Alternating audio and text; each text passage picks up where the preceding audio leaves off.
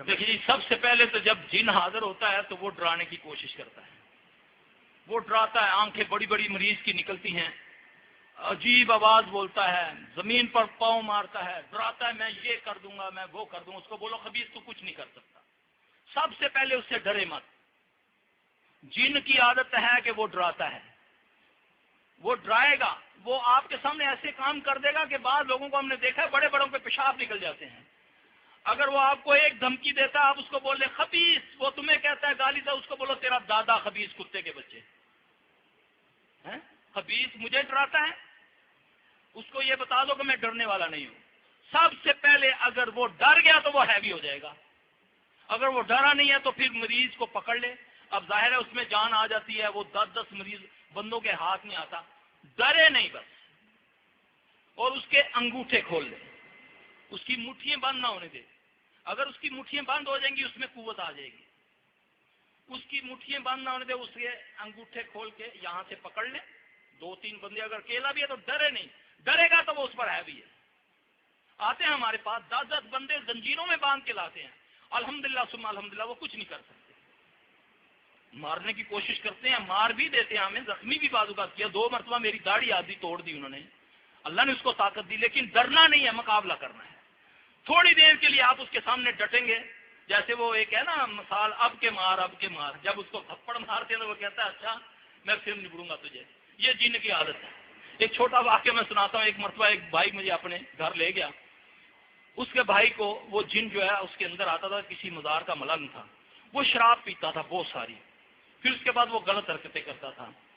تو اسی دن نہ اتفاق سے پنڈی میں زلزلہ آیا کوئی عصر کے وقت، تو میں جب اس کے گھر گیا تو ایسے بیٹھا ہوا بڑے روب سے ایسے کر کے تو کہتا، مجھے گالی دے کے کہتا مولوی میں تیرے انتظار ہی تھا، تو مجھے جانتا ہے میں کون ہوں؟ میری عادت ہے ان کے ساتھ ٹچکرے کرنا نا، مستی کرنا۔ میں نے بولا نہیں۔ کہتا یہ جو آج زلزلہ آیا نا یہ میں لایا ہوں۔ جب اس نے یہ بات کی میں نے اس کے منہ پر تھوک دیا، میں نے اس کے منہ پر تھوکا، تو میرے منہ پہ تھوکی، یعنی کہ وہ بدماشی سے نا۔ میں نے اپنے شاگرد کو بولا بیٹا تھوکو اس کے منہ پر۔ کہتا مولوی تو عالم ہے، تو بزرگ ہے، تو تھوک سکنا لیکن ہے نہ کمی تھوکے۔ اللہ کی قسم یہ ڈرتے ہیں انسانوں سے، میرا اللہ کہتا ہے ہم جب ڈرتے ہیں ان سے پھر یہ ہمارے اوپر چڑھتا ہے۔ اب میں نے اس کے منہ پر تھوکا بھی، اس کا رگڑا بھی نکالا، پیشاب اس کا نکل گیا اللہ کے فضل سے۔